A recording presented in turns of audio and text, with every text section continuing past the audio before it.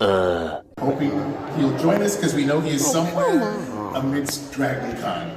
But we will go ahead and get started.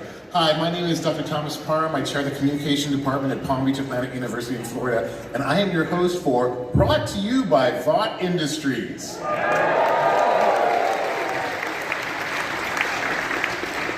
And our guest is delightful. I've been talking to her backstage. She made an impression on science fiction fans as Marita Covarrubias on The X-Files. Her other memorable projects include The Fantastic Four, The Mist, The Shield, and The Americans, both on FX, and Andrea Harrison on AMC's monster hit, The Walking Dead. As the Crimson Countess, Laurie Holden.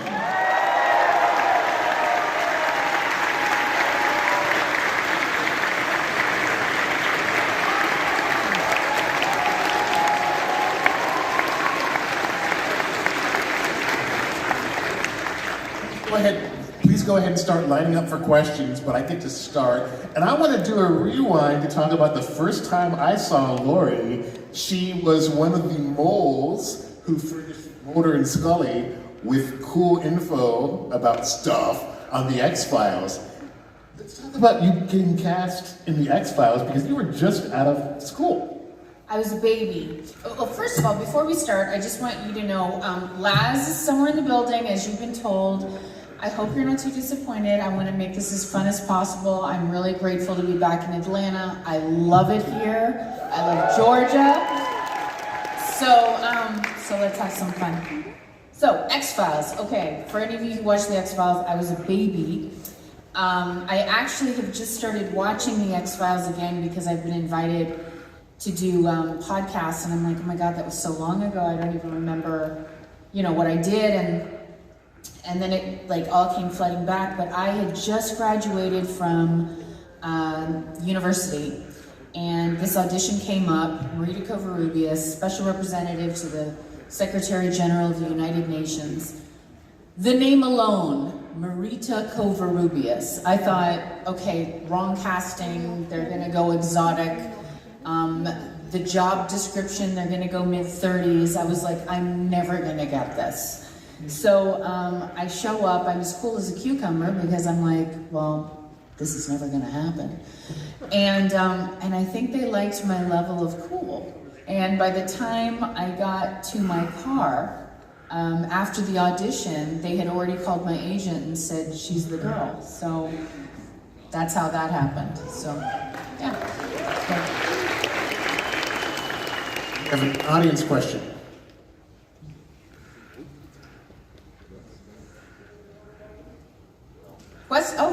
There we go. Let's talk about the Crimson Countess. Yay! So you've played a lot of strong women in your career, and probably going back to that choice you made initially that projected such inner strength. I wasn't even playing it cool. I was cool because I was like, I'm never gonna get this. I'm wasting their time. You know what I mean? I was like, I'm not gonna be nervous because it's not gonna happen. And so it was just an organic, which is actually like a lesson in life. Let go, let God. If you don't hold on too tight, usually if there's a flow and things come to you, like you can't chase love. For Crimson Countess, what did you know about the character audition for the role? I didn't know anything. This was in the middle of COVID. I got a request came in to put myself on tape. I was familiar with the show, I hadn't seen it. My partner said, oh my God, this is the best show on television, you have to do this. And I was like, I don't really understand it. It's so strange. And then I watched a few episodes and I got the wacky and the wonderful of it. I went out, got a pair of really funky Elton John kind of glasses. It's on my Instagram page the day that I auditioned for it because it was so wacky and I got this whole outfit together. And sang, not because it said singing was required, but I just kind of did a little tune and I just had a vision, and then I sent it in, and literally within days, I was on a plane to Los Angeles to get fitted.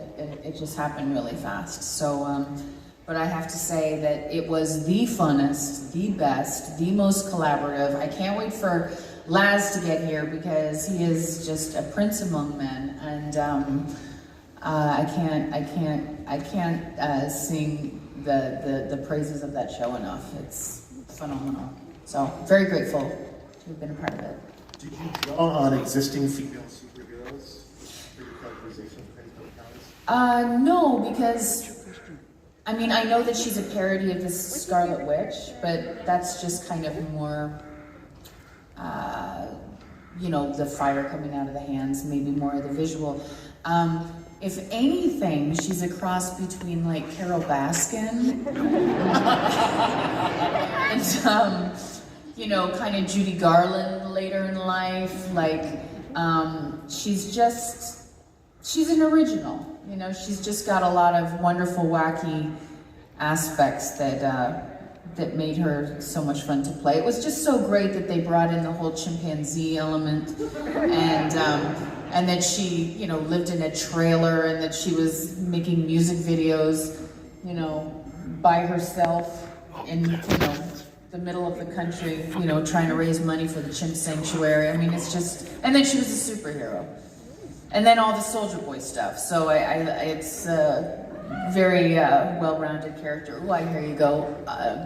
You know, hooray for Soldier Boy. Second question back there.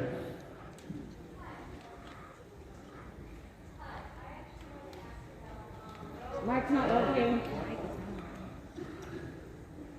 There we go. Hi, I actually want to ask about your work with helping victims of trafficking. I've seen some of the stories about it and I was fascinated. Anything in particular? Just I saw about the sting operation in Colombia. I was wondering more about that. yes, my double life. During the writer's strike, many years ago, I went to Africa and volunteered to work with HIV babies in a daycare center. And I lived there for many months. And are there any children here? Because I gotta be careful what I say, because I don't wanna.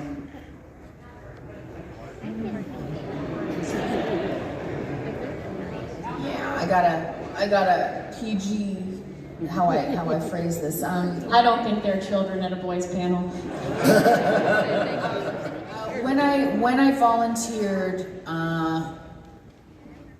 to work with children that had HIV in South Africa, like 15 years ago, I learned that there is a myth that if you have relations with a child, that it will cure you of AIDS. And this is something that's in Asia, this all around the world, there's this myth that people really do believe.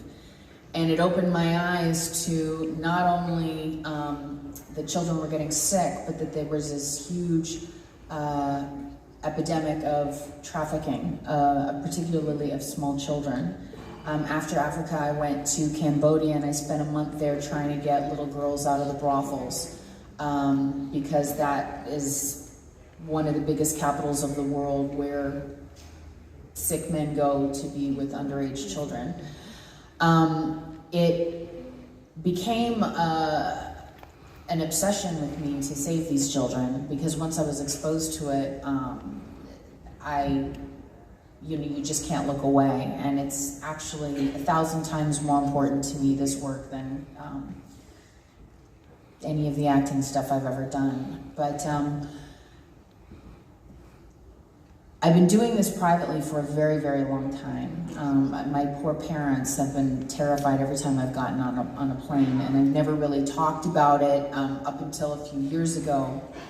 It was always kind of my thing that I would go on these missions to try to help kids. And then I was at a convention and a CIA guy approached me and said, "I'm very well aware of what you do," because it's a small community when you're getting on planes and hands-on trying to rescue kids from trafficking situations.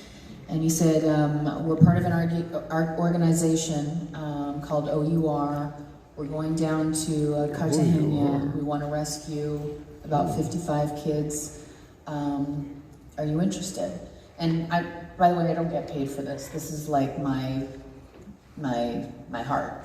And so I went down there, and in Colombia, and in many other parts of the world. And by the way, this is a huge problem in the United States. So it's not like I'm saying one country has a problem or is sick. It's a worldwide epidemic. But I went down there and I posed as a party girl because a lot of wealthy Americans and people from other countries go there and they have parties with these little girls. I'm trying to not be as specific as possible because of anybody underage. So we acted as if we were just wealthy party people and put together this whole sting operation with the local government. And we took down this humongous trafficking ring and we saved 55 little girls.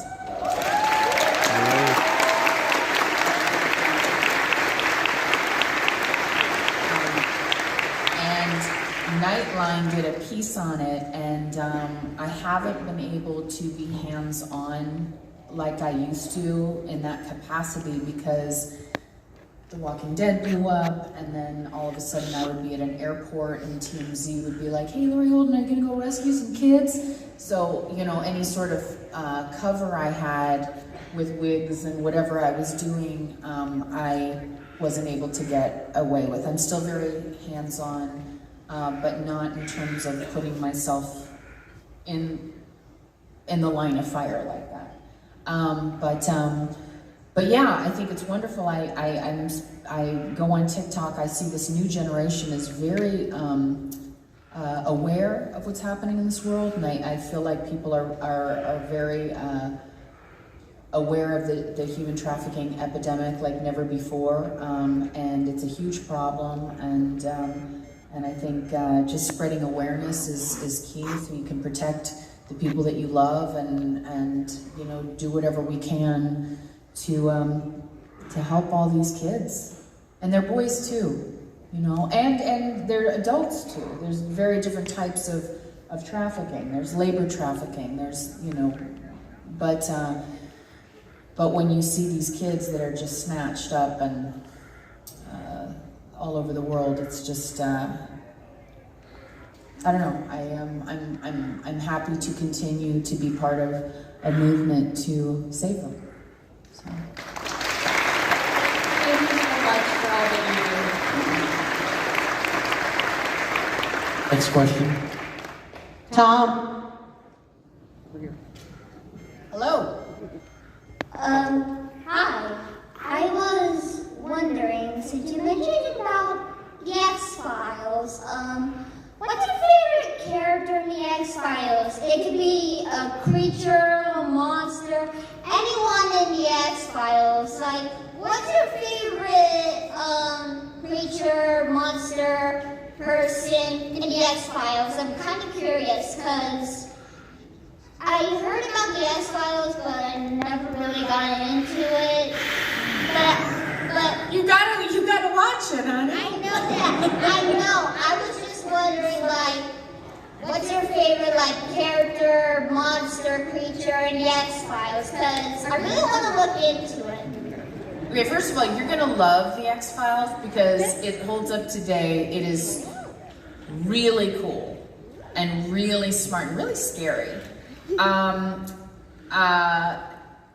The part that I loved the most about the X-Files was the whole conspiracy about the aliens and the aliens trying to colonize the Earth. So if you watch the show, that's kind of, to me, that's what I loved the most about it, just because it's so epic and big, and that storyline went on for seasons, and we're still talking about do people see UFOs in the sky?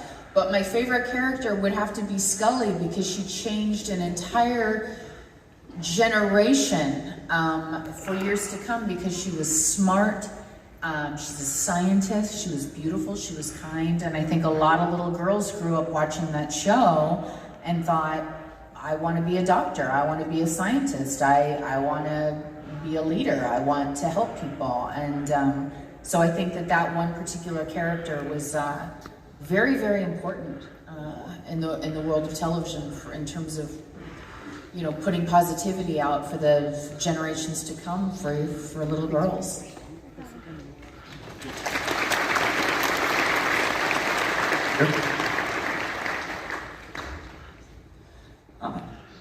So I kind of came up with this as a silly question, but given your work in Columbia, maybe there is more to it. But I feel like in The Boys, that when people take compound V or are given it, they kind of develop a power that's kind of in tangent to their personality. So if Lori was to take compound V in real life as you a person, what power do you think you would get?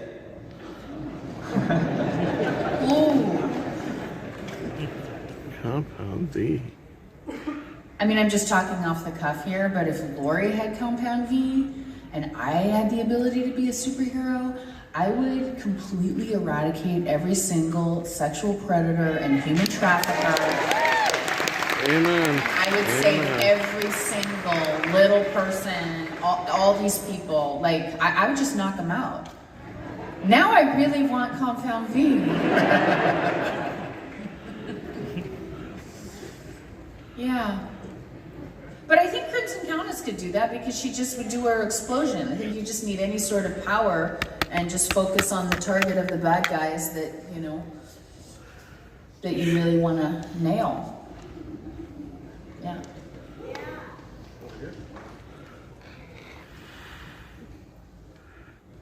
Hi.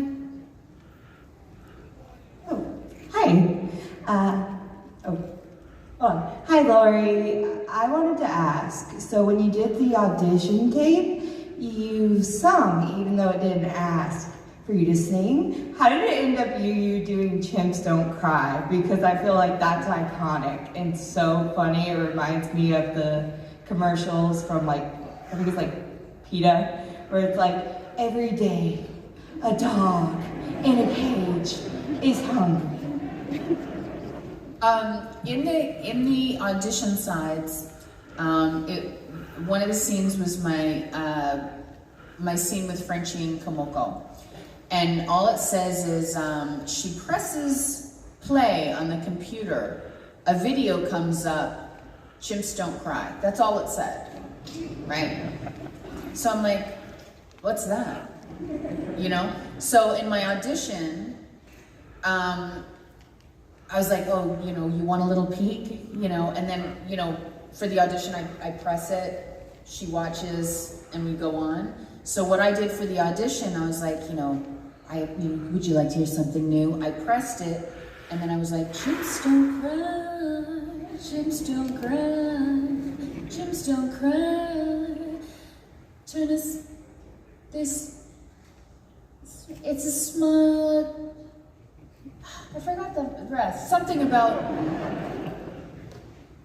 turn a smile from a frown.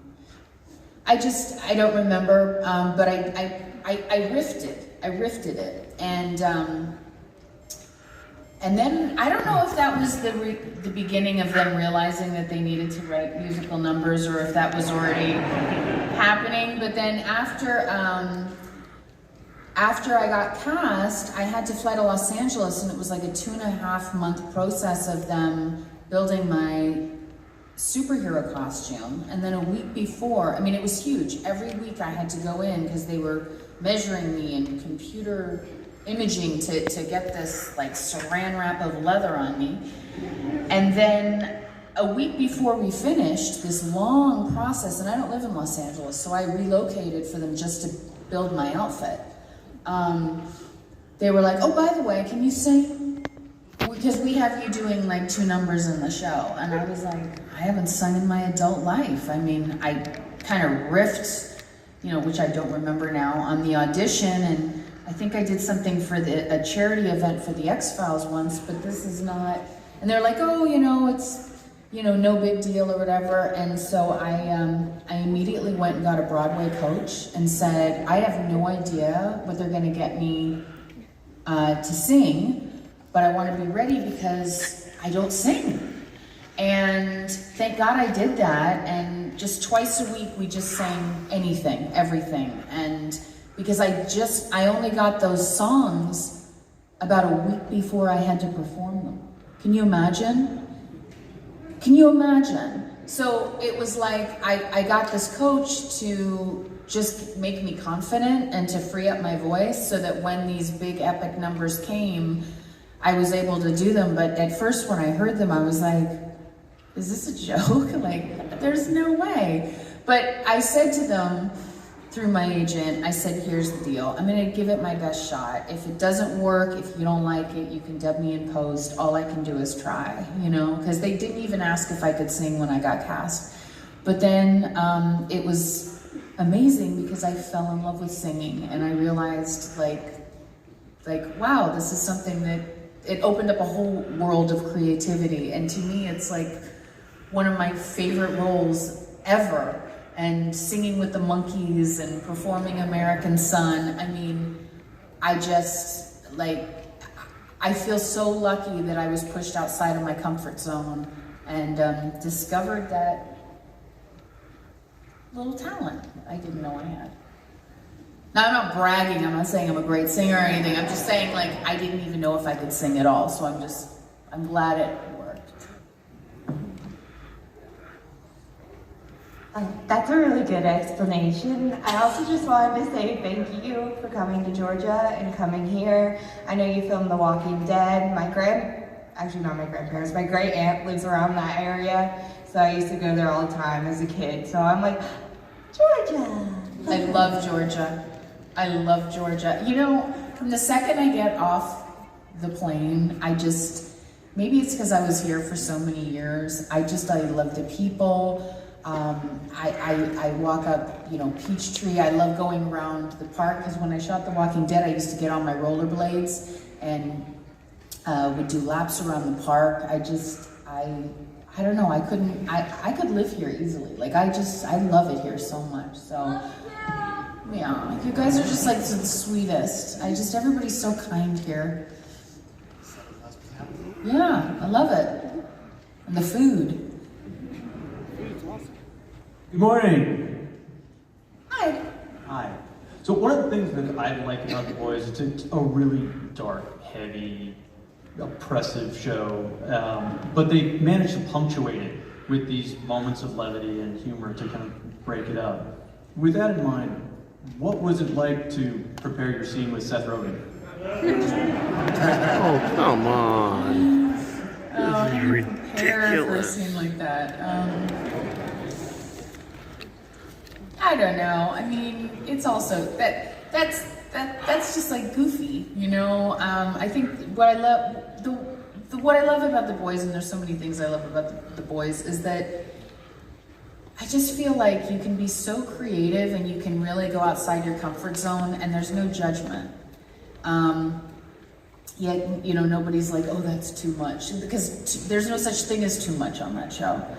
So like for the scene with Seth Rogen with the anal beads, the prop person came out and had 5 different kinds and said, which one would Crimson want? And I was like, the biggest ones, so it was just fun. So, for me, when you can be fun and not judged and, sky's the limit for your creativity, it's just, you just kind of show up and laugh and have fun. So that was joyous. And we actually didn't shoot that scene together.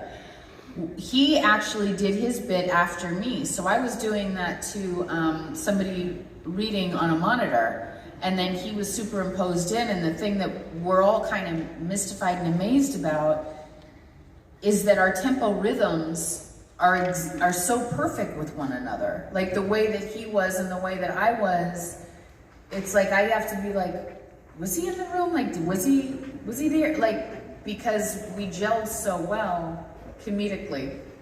So it was a perfect match. Hey. So I was curious how familiar you were with the show before your casting, and if you had, any favorite parts of the show or like opinions. Also, I do have Compound V? I can give it to you. Are you Starlight? Yeah. You're so cute. Oh my God, you're so cute. I was familiar with it in theory. I had never watched it. So of course, when I got the audition, I was like, I don't even know what this is. Like, I don't even know. And it was my partner who said, this is the best show on television. You have to do this. You have to do this. Oh my God, you're a soup. Oh, So that's when I started watching it.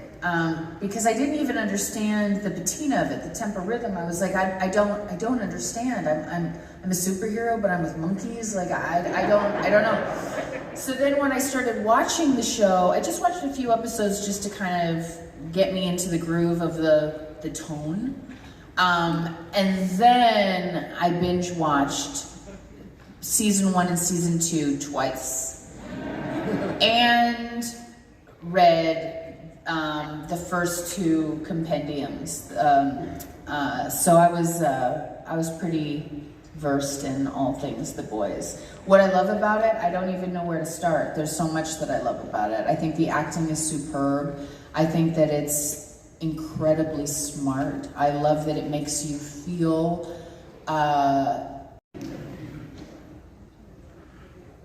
What if we talked a little bit about Walking Dead? What was that like? And one of the cool things about Walking Dead is you have this spectrum of characters. But these women aren't your typical TV women. These women have agency. Chop a zombie's head off with the best of them. And it's been such, as a television history scholar, it's been refreshing to see the changing roles of women in these types of shows over the years. And all of your women have been women with agency. the parts that I played. Yes. Yeah. We were talking about that backstage. You asked me, when I started my career, did I seek out the science fiction genre? And the answer is no. I was very, very little. I just knew that I loved acting and I loved storytelling. But I think that I'm an athlete. I'm very grounded, always have been. I think that whatever that combination is works well with science fiction and genre. Very strong women. And then once you're in that world, it kind of opens you up, and the world's been very good to me, and I absolutely love it with all my heart. I love these conventions. I love meeting new fans. It's, I just feel like I'm very grateful that door opened. Hi. Crimson Countess is kind of like at the end of her career as a soup. Mm-hmm. She's been sidelined, she's been pushed into this role of, I have to be peppy and gorgeous and look and be the way Vought wants me to look. How, for you as a woman actor, what of your own personal experiences did you bring into that, and how did that affect like coming to the Crimson Countess? I think what I love about The Boys is like so much of it is a commentary of what's happening in society. And what happened at Crimson is the entertainment industry. It is how women are treated in general. And listen, I love men, so this is not a crapping all over men conversation. I think that in society, let's go to entertainment. They like them 25. It's like, and so, like, poor little Crimson, you know, she's a superpower. She was, you know, the best of the best of the best. She still looks great. She's very talented. But they traded her in for a younger model. And that's just life. And it's a commentary of like, wow, it's brutal. And you know, how a lot of men leave their wives and go to a 25-year-old. It's unfortunately a commentary on women in society and, you know, how it is. And just kind of embracing it. Like, to me, I loved the fact that she was at that point in her life, and you saw her when she was a little yip skip, you know, in Nicaragua. So you saw her when she was really young, and then you saw her later in life. But I loved the fact that she was a survivor. I loved the fact that she was like, you know what? You know, I may not be 25, but I'm a friggin' rock star. I'm talented. I'm gonna save my monkeys. I'm doing my thing. You know, like, she's a survivor, and I loved her. She wasn't a victim, you know. And I think that just in terms of that, and in terms of women, so what? We get a little older. We're wiser. We're sexy. It's like, embrace it, you know. Embrace it.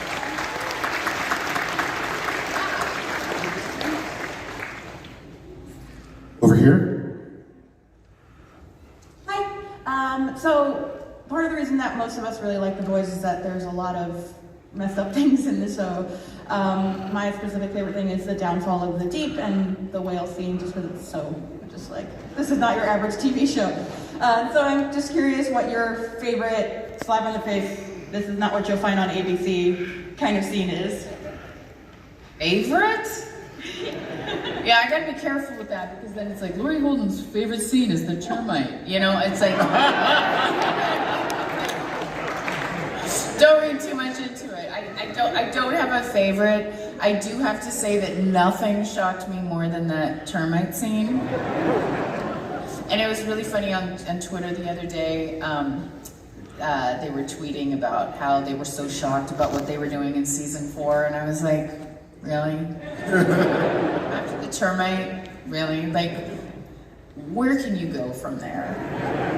True. You know, but it's all fabulous. I mean, there's so many moments I don't know, but I thought the whale was epic too. I love that too.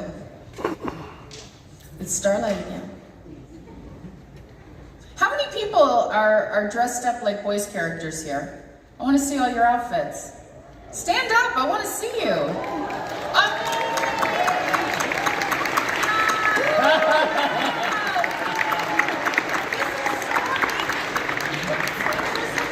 Can we see? Do we have time? Do you guys all want to just come on stage for a second? Yeah.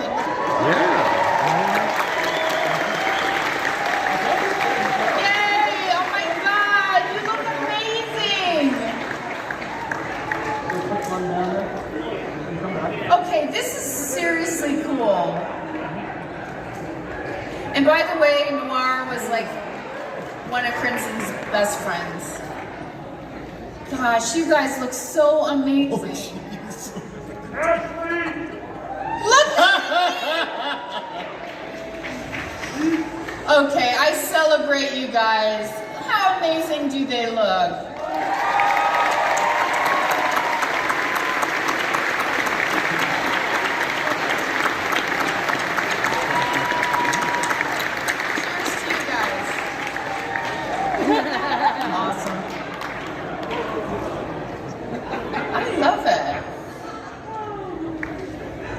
Speaking of supers, can you talk a little bit about working with Jensen? Because we never really get to see you in the good days, because you've got this horrific story of betrayal. You may one day. Yeah, Jensen's amazing. My first day of work with him, oh yeah, was when he killed me. That was my first day. And it was quite a loaded, emotional scene for two people who don't know each other. I just met him. But I gotta say, you know, he's one of the best looking men I've ever seen in my life. And I see all these women on Twitter that are like, oh my God, Jensen, and we laugh because it's the Jensen effect because, you know, all the women go crazy, but you're really betting on the right horse because he's a good man and he's kind. And, you know, I've been in this business a long time and meet all different kinds of personalities, and it's so wonderful when you meet kind people that are there to do good work, and there's a trust because they're good people, and it allows you to do your best work because it's like there's a trust of, you know, camaraderie. So yeah, my first day, he killed me, and yeah, I really enjoyed working with him. I enjoyed working with everybody. I can't wait for Laz to one day get here because working with him and Carl was pretty fantastic. But yeah, Jensen Ackles, great guy. Hi, so on the concept of costuming, as you may notice, costumers and cosplayers are really dedicated to fabrics and getting everything exactly right. The costuming department for the boys is awesome. Amazing. And finding the fabrics and the details and everything is so great. Can you elaborate more on the costuming and how you felt in the suits and looking at all the suits? Did you feel super, did it help, did the costumes help to give you that oomph in a character? Oh my God, yeah, I mean, I miss it. I miss her, I miss the costume. Not only was the costume like so sexy and amazing, but it was really comfortable. I mean, I could take a nap. I mean, it was tailor-made to me. I mean, down to the studs. My boots were tailor-made from scratch. So it was really like a cat suit, like a bodysuit made of all these amazing materials, and the attention to detail was phenomenal. And I mean, it was a process. I was there, like I said, for 2.5 months in Los Angeles, and I mean, my job during that time was these fittings, and they were nonstop. And then the tricky thing is that, you know, nothing in television film world shoots in sequence. So, you know, I shot in the very beginning and then I shot at the very end, and it's all over the place. It doesn't matter if it's episode 3 or whatever, just because it was COVID and we were block shooting. But when you are in an outfit like that, you can lose weight because they can take it in, but you can't gain anything because they can't take it out. So that's a whole bit of pressure there. Like, okay, like I'm doing this for the next 9 months, and you know, there's no give because of the material. So you really have to be very athletic in your mindset about, you know, your health and your fitness, and just stay on a program, because this is it's like armor, you know, built to you, and doesn't give any room. But it was the best suit ever. I love it. I wish I could have taken it home. Maybe I No won't. problem. Thank you. Yeah, hey, I was just wondering what your favorite suit was besides Crimson Countess. Oh gosh. Favorite suit? They're all so amazing. I don't want to choose one or the other over another because I don't want to hurt anybody's feelings. I think Crimson Countess's favorite suit was Black Noir. So I'll leave it at that.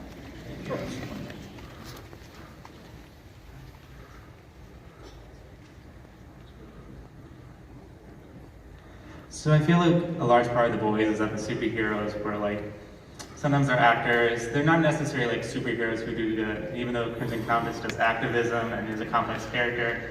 She also doesn't really seem to have many qualms over like missing a shot in a crowded space or like traumatizing a bunch of people at like the equivalent to Disney World. Is it kind of fun to play like selfish or like sometimes not great people? Yeah, I mean, I don't think that she didn't care that she did that. I think it's just so awful that it was like, oh God. You know what I mean? I don't think that she was, you know, a sociopath. It's like, oh, I blew people up, like, I don't care. But, I mean, I think she was just in so much trouble that, you know, and realized that she messed up on such a level that it's just, she just kind of shut down. But I think it is so fun. That's why The Boys is so fun. I think the fact that they're so flawed, you know, that's what makes it so fun, you know, whether, you know, the Deep and all of his weirdness, you know, if Chase was here, he'd be like, hey, but yeah, I mean, I think it's great because I think that's again, it's a commentary on what fame does to people. Here are people that have a host of issues, flawed human beings that have this compound D in their system. They become uber famous, so you know their egos are bigger than anything, and they've been able to get away with anything. And they do these like horrendous things, and they're left unchecked because they're such big celebrities, which is also, you know, a commentary on our culture about how powerful people get away with things that they shouldn't. Hi there. First, my mom wanted me to tell you how much she likes you. Where's your mom? Oh, she doesn't come to DragCon. This is a me thing. Oh. And also, sometimes I feel like everybody's already said what I would have said, but the first time I remember seeing you, I think it was Silent Hill, and you were pretty badass in that. It was 2006, I believe. I was wondering if you would ever take up some of those roles again. Yeah, I loved Sybil. That was a special time. That was a scary movie. Not really. Yeah, of course. I gravitate towards. My heart is in playing people that characters that predominantly are trying to do good in the world. You know, are trying to save humanity, have good hearts. Those are the kind of roles that I actually respond to the most. And I mean, obviously playing the villain is fun too.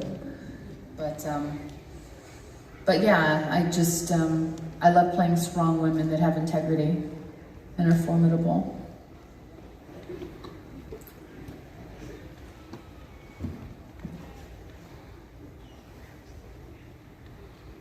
What would you say is one of your favorite roles out of all the different roles you've played? I love Crimson. That's definitely up there. I loved a lot of Andrea. Not so much the season 3 stuff, but you know, I think she was a really good person that was put in some pretty bad circumstances. But I loved my time on The Walking Dead. I loved my time on The Shield. Bringing Vic Mackey down was one of the highlights of my life. I loved playing Adele in The Majestic. I thought that was a beautiful character. It was a movie I did with Jim Carrey. I don't know, I mean, I have a special, Pyewacket, this indie that I did, playing this, you know, dysfunctional mom who's doing the best for her daughter. Very spooky movie, you should see it if you haven't. But I don't know, I mean, they're all a part of me. So, I love them all. Last question. Hi, so when watching the show, I'm looking at like Homelander and, Homelander and Soldier Boy. And in character, there's something about them that's really kind of viscerally terrifying. Yeah. Because there's no control. there's nothing above them. And so when you're working with them in character, not, you know, I don't know how much you lose yourself, but do you ever find yourself just kind of just afraid of these people that you're, in a sense, that's when they're in these characters? No, I mean, when the cameras roll and you are telling that story and you're in that imaginary world, 100%. Because that's a world that we're creating. And there's studies, scientific studies that say that your subconscious mind doesn't know the difference between a real life event and something that you've imagined fully. So if you imagine it with specific detail, you know, it's very visceral to your body. It doesn't know the difference. So really good actors, and The Boys has a lot of really good actors, they bring it. So yes, when the cameras are rolling, when you're in that sphere, the scene that I did with Butcher and Mother's Milk, it was very visceral, very real. But they're so friggin' sweet, you know, when the cameras are not rolling, that no, you know, I mean, I'm not crimsy, and you know, they're wacky characters, and so we separate it. Sadly, we are out of time. Lori will be signing autographs on the Walk of Fame, and she has photo ops available. Please join me in thanking a real-life superhero, Lori Holden.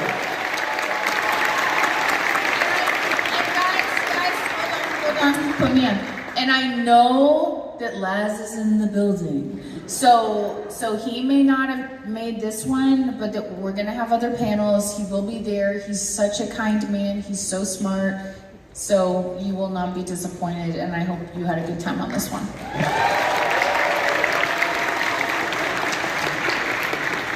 All right, everyone, this is Scorpion with